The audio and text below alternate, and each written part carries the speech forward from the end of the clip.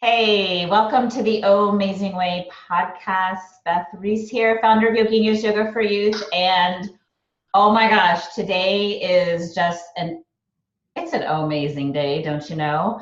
I am here with my most fantastic, loyal, loving, kind, funny, hot, sexy, awesome mom, like badass yogi, partner in crime, Meredith Blanks Paterson. Hi, Meredith. Hi, you're so kind and sweet. Girl, I'm just telling the truth. You know that. You know me. That's how I roll. That's how we roll, sister. Yeah. Yeah. So Meredith, when I think about you, I always have to share with people like how I know these guests, right? Because you're really amazing, powerful people in my life. And so Meredith, do I have permission to share how we met? Oh, yes. So, once upon a time. Once upon a time. and once upon a timeland.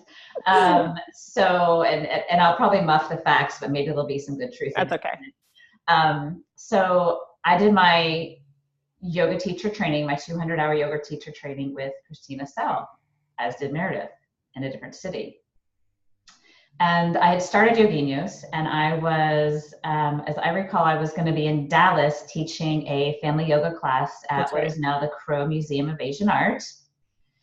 And at some point before that, you had said to Christina Sell, you know, I'm in this yoga training, and I love adults, kind of.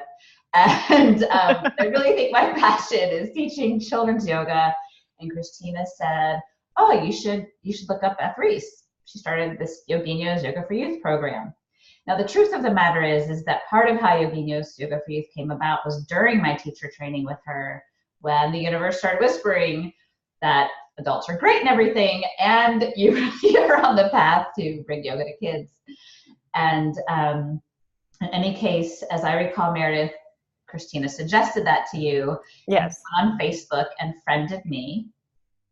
And it was back before that was really a thing, right? That was still new for both of us. Very new. And it was like love at first Facebook. Yeah. And you came to Dallas and came to that family yoga class to see what I was up to and to meet me. And we've like been a yes for each other ever since. Yeah, it was kismet. It was such a like great romantic comedy, right? Totally. And so there will be a musical montage of scenes. And we've been together ever since. And right.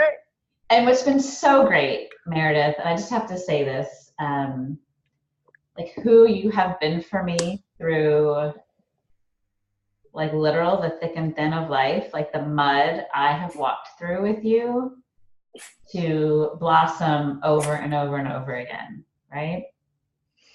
Same. Yeah, same. Yeah, so it's, and like you guys should know, like when Meredith and I have our meetings, it's like for an hour, it's like 45 minutes of like, okay, what's going on in your life?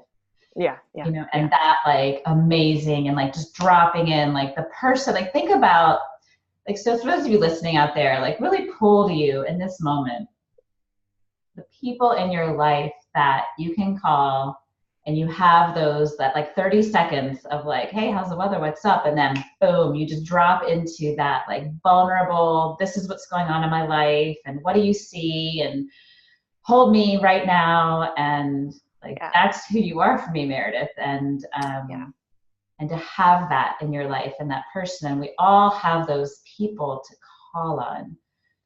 So I just invite everybody to really, to pull to you right now and even just pull them to your heart and acknowledge who those people are for you right now. So Meredith, thank you for being here. And so I'd love also to share with you all, not just the mushy-wushy woo-woo parts, a meaningful part of Meredith and who she is for me. I'd love to give you a little bit of background information about Meredith and her background. And I'm going to look at my notes so that I'm accurate in my authentically sharing Meredith.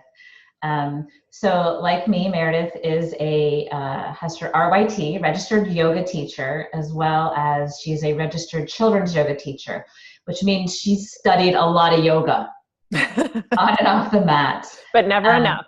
Right. It's such an ongoing journey. Yeah. That conversation keeps coming up, right? Yeah. Yeah. She has an MA, a master's degree in English, and she's a writer, an editor, and an educator with a passion for exploring the interconnectedness of language, yoga, movement, and art. We totally share that too. I don't have a master's in English though.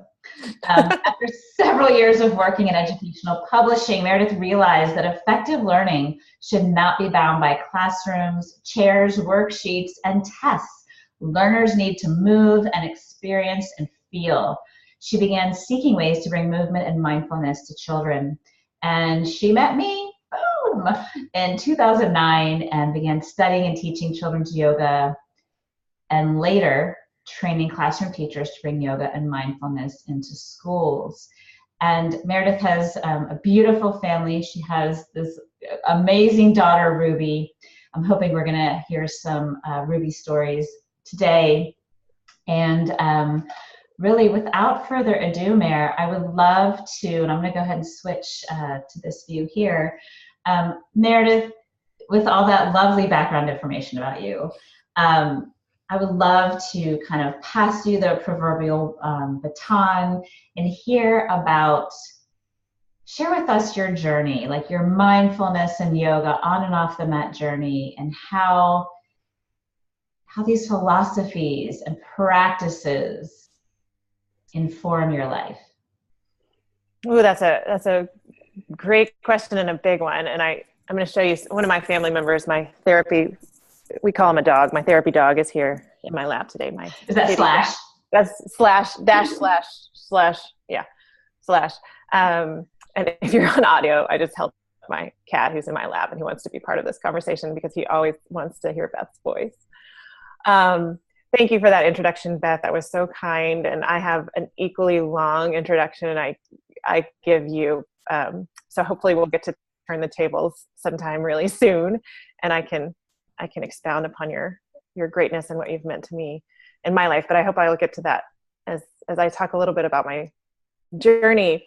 And so Beth gave the overview, but yeah, I started doing, so from a yoga perspective, I started doing yoga in, I want to say 2006, 2007, and I dabbled in it.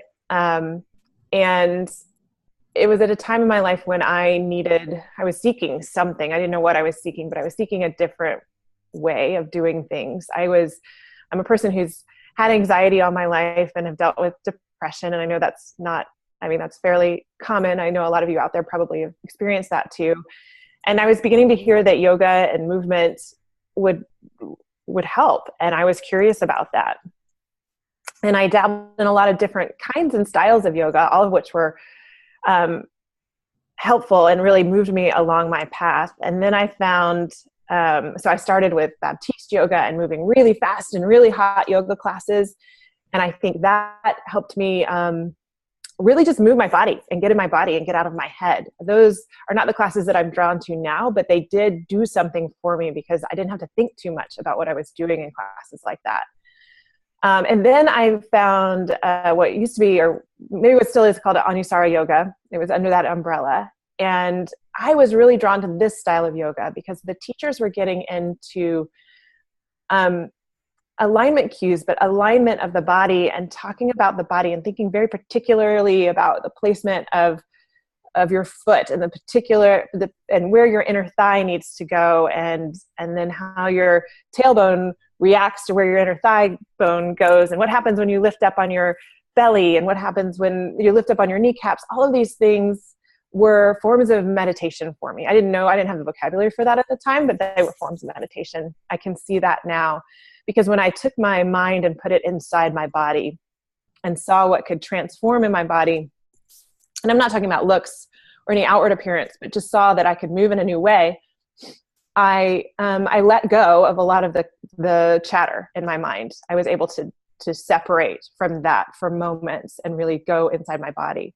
And then the more I explored that, the less loud that chatter, that usually unnecessary chatter, became. And the more I felt like there was space between breaths, the more I felt like I was in tune with the way my body was living in the world, how I walked, where I stood, how I stood, You know, I used to feel like, you know, if I stood in a room with a lot of people, and I'm somebody who has anxiety around groups of people, it's not debilitating for me, because I know it is for a lot of people. So I want to clarify that, but it does take a lot of energy for me. I'm an introvert, and all my muscles would tighten, and I would, you know, if you can't see me, but I'm clenching my fists and screwing at my face. And you know, that would be my posture in a room. And it didn't, you know, it didn't feel good. It didn't feel like I was connecting with people. There was a lot of armor up, a lot of defenses. And as I started to get into alignment yoga and exploring, oh, well, if I strengthen here and reduce my grip in this other place in my body, what does that feel like? Experiment with that little by little. That gave me space to apply those lessons, those ideas into my everyday life. And it wasn't like that was conscious. I wasn't saying, oh, moving my inner thigh back helps me deal with crowds, right? It wasn't like that per se. But in retrospect, I can see how I kind of unraveled a little bit, or the tightness let go a little bit over time. And I felt braver. I felt like I could do things that I didn't used to feel good about doing. I had energy in spaces that I didn't feel like I had energy before. And that really opened my mind up to, hey, what is happening? Why is this transformation taking place for me? And that got me thinking about children, because I knew what my experience as a teenager had been like, having anxiety, dealing with the physical manifestations of anxiety, which for me were chronic migraines and chronic skin problems and digestive issues. And what the remedies for that had been in my childhood, which were medication. And I'm not dogmatic about medication for or against, but that had been the only choice offered to me. And I started thinking, what if we have, and not that it needs to be one or the other, but what if we offer children more options? What if we give them multiple ways to address their anxiety, multiple ways to address what they're feeling inside, so that they can choose, so they can choose. Do they want to walk into that room where they feel uncomfortable? Or if they have to walk into that room, what are the tools they can use to feel better about that? And that's how my journey connected me to Beth, and we've kept going from there. And we've learned a lot along the ways, and we've seen the ways that schools have transformed their thinking in some spaces, and we've seen the ways they haven't in other spaces. And the conversation keeps going. Yeah, and Mara, one of the things you pointed to, and really, which is the importance of developing the awareness of what's going on in your body, like the body sensations. Yeah. And to be perfectly honest, like, and I have a very similar yoga on the mat path as you. Like for me, it started out as exercise, like physical exercise, like cardio. Yeah, yeah. And over the years, and even this teacher I was studying with, it was like a she, and that was Michelle Estebo in Corpus Christi, the yoga studio of Corpus Christi. And as her practice became more in tune with like really connecting the mind, body, spirit, if you will, this just, but really being more connected to the body and body sensations. That was a tipping point for me with things changing as well. And so that was, 20 years ago. And fast forwarding that, even to this day, or in the last year, the ways in which I have increased my awareness of my body sensations to even go, oh, right, like, oh, I feel that. What's that? Oh, that's anger. Why am I angry? Oh, okay. So it's like catching, so that what the body can tell us that's happening, to catch it even before the reactions start welling up. Sure. Yeah, and so I really hear in your sharing that just how that's developed for you, and again, sort of like how someone's passions can be autobiographical. Like, no kidding that you and I really want teenagers, tweens, kids, toddlers, babies like 12 months old, starting to have these tools to have the compassion for what they're feeling in their body, and then the tools to really regulate it and respond with intention and thoughtfulness. Yeah, so I really hear that in what you're sharing. Yeah, and what I'd love to hear a little bit more, even thinking about like a day in the life of Mare right now, and how this like yoga on the mat has continued to inform your life today on and off the mat. Okay, so it's an interesting question because right now I think I'm in a time of information gathering, and that's a kind way of putting it. And Beth, you know some of this, but you know, when we talk about journeys, I want to be really clear that it hasn't been, I'm making a gesture with my hands if you're listening to this, but it hasn't been like a smooth arc like it is in a novel sometimes when we teach kids about stories. And there have definitely been highs and lows. And right now I'm in a low point. And I lost my mother about 1.5 years ago, and then had 2 miscarriages right back to back after losing my mom. And so for me, and some things I've begun to realize, so for me, this has been a time of deep depression, anxiety, fear, emotional roller coaster. All of that is I think to be expected. And what am I trying to say? So I want to be clear that it's not that yoga has taken those things and smoothed out all the edges and taken away the emotional,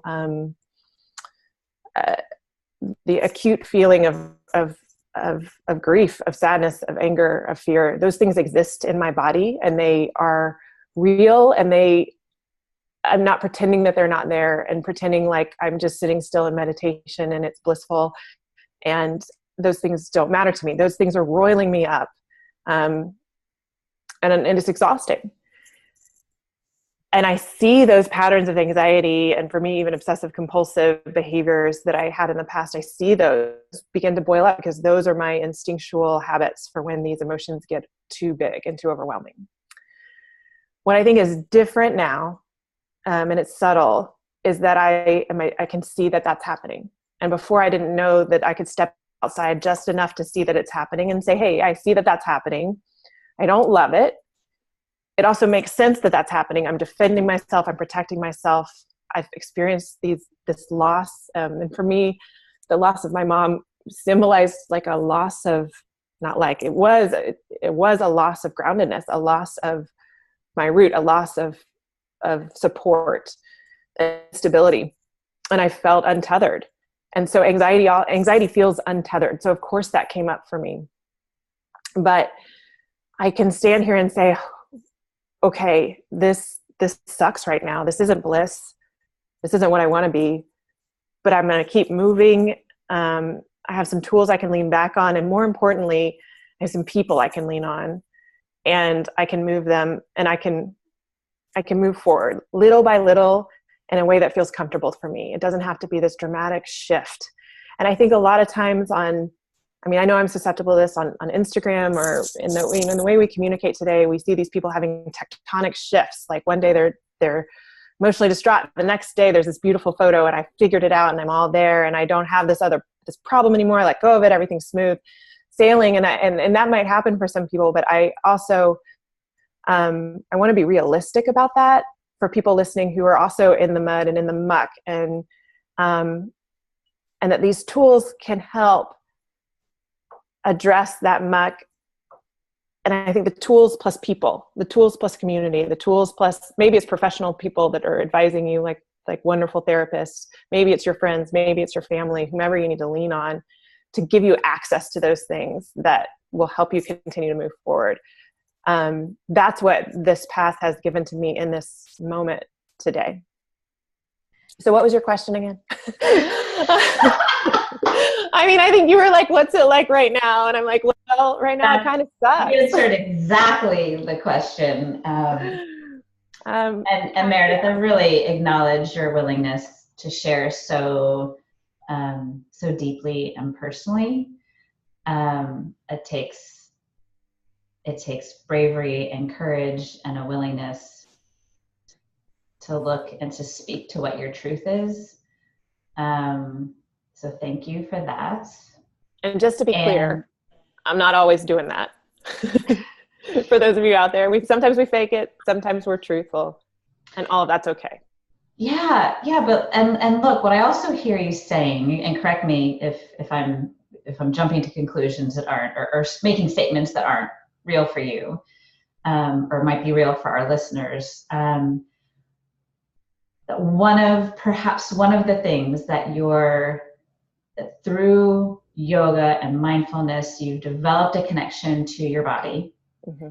So now you're in this place that, when we say no mud, no lotus, the lotus gets its energy from the mud and then blossoms into this beautiful thing, beautiful flower. So that idea that we walk through dark to get to the light, right? The lotus gets its energy from this dark, murky place so that it can blossom. So in the moments when you're feeling that mud, that you do have these tools to connect with your body and to experience what there is to experience, and manage it. And when I say manage it, I'm not saying, and I love what you've said, and some other guests have pointed to this too, that it isn't necessarily that one day, one moment is, it's struggle. The next day it's like, the clouds are splitting and the sun is coming out, right? It's not really like that. No. And with these tools, and by using these tools, it maybe has you not using things like numbing yourself with like alcohol. Yeah. Like, I know for me, I have done that in the past. Yeah. Like, ooh, I want to deal with that. Let me have some bourbon, baby. Right. And I do like my bourbon. I'm not lying. But different of enjoying a bourbon than let me numb what I'm feeling. Correct. Yeah. Yeah. Anything you want to share about that? I know, I think you got it right. I think as you were speaking about the mud and the lotus, and I think when I first started doing yoga and I heard that analogy, and I thought, and there is a thing, like when you first start doing yoga, there is this like bliss that comes, and I was super evangelical about it. Like, everybody needs to do this because it cures all evils, it cures all ills. It's best for every single person. And I've tempered that a little bit because I think there's different ways you can access mindfulness in these tools, and it can be individual. But there was this sense of, I'm in the muck, and then I'll rise above it, and I'll be up here, and it will always be, and I'll be there forever. And maybe some days the light is a glimpse for a few seconds, or for a few moments, or for a few breaths, and then you're back in the mud. Like, maybe the light doesn't have to be steady even for a few days, right? Maybe it's like the flowers that bloom one day and see the sun, and then they need to fold back in for a little while and open up moment to moment. And I think that's relatively new for me to understand, and I'm still not quite okay with it. Well, of course not, because right in our society, right, and as a yogi, you're like, there's a like a stereotype, right? That we're just like glowing and peaceful and whatever all the time. And I mean, I remember with a former spouse and him saying something like, "You're not supposed to argue. You're like a peaceful yogi." And it was like, dude, there are at least three versions of warrior pose. Right. And Mare, would you be willing to share? Because like, I also want people to hear you do yoga on the mat. You also have sourced other forms of physical activity and other things that isn't what one would call yoga, right? Like, I also want people to get, like, we aren't just talking about stuff on a yoga mat, right? Yeah, so right. What else do you do that you found helpful in being and experiencing what there is to experience? So so my daughter's 4 now, and before she was born, I did my prenatal training and my postnatal training, and then I went through the experience of being pregnant and having a child and experiencing the postpartum period. This becomes important, and during that postpartum period, after I had my daughter, I was doing yoga, and this was after my body had done some physical healing, so at an appropriate time afterwards. And I felt like yoga was helping me with some aspects of my nervous system health, but it wasn't quite getting there. And after that, I started, I joined a mom's fitness group that did some high impact, some HIIT training. So high intensity training, in which we were, lifting heavy weights, running fast, throwing punches, not at each other, but we were hitting things, we were moving energy in different ways than I was, moving from down dog to cobra. And that was healing for me. And it was a new experience for me because I hadn't realized I needed that kind of movement energy in my life, but things had shifted in my nervous system. Things had physically changed in my body and I needed a new conduit. But the cool thing was I got to come to that with some of my yoga background. So I got to be able to look at what it was doing for my body through the lens of what I had done before on the yoga mat and say, hey, this is really interesting and helpful and different. I need to push and pull things. And I don't have the ability to do that in the same way with just a yoga mat as I would with a barbell, or swinging from something outside. Okay, so, and then I've read some about what that does to our nervous system. And then from that, I've started playing tennis because I realized that the physical impact of running and the physical impact of hitting a ball, along with playing a game with other people, and I'm not discounting that at all, really improves my mood. Being outside really improves my mood. And there's even more and more research about why that happens. So I began to kind of catalog new things that I needed because of new circumstances in my life. But each one of those I could bring to, in just a very specific example, when I hit a tennis ball, my coach and I have talked about, which point I exhale to get the most force into that. And I understand why that works in my body. And I understand that I need to load my legs in order to move my upper body with force and not to injure my shoulders and create tennis elbow. So the cool information I gathered from yoga can then be applied. And I'm being really biased here, but I don't see another system of thought or system of practice. If I had done it the other direction, it would be fine. But yoga you can make other activities mindful. You can be mindful within those other activities based on what you learn in yoga. And then from those activities, I can come back to my mat and work out the other aspects, the other ways I need to address things going on internally with my body. But they're all of a piece to me. I used to feel that they were separate, but now I've begun to see more and more how they're connected. And I'm just going to take that one step further and say, as I watch my daughter play, it's amazing how children, without even asking or thinking about it, understand what their bodies need in these different modalities. Like sometimes she needs to dance. And sometimes she needs to stand on one foot. And sometimes she needs to swing from something. And sometimes she needs to get on a swing for 30 minutes to recalibrate her nervous system. And we've divorced ourselves from that a lot. I think as adults, we've not given our bodies credit for knowing what to seek out, or we've said whatever we're seeking out might not be the right thing. Like I was seeking out running fast and lifting heavy weights. And for a long time I was like, but you can get that just by doing down dog, right? And why? They're not different. I mean, they are different, but they don't have to be separate. Right. I love that. We talk about, yoga off the mat on the tennis court. Yeah. So great. Well, Meredith, let's take a quick break and hear from our, shocking sponsor, Venus Yoga for Youth, and featuring my daughter Grace in a little blurb. And then I'd love to come back and hear a little bit more about your mindfulness and the parenting of mindfulness on yoga on and off the mat, and learn a little bit more about what you're up to elsewhere. Yeah? Sounds good. All right. We'll be right back.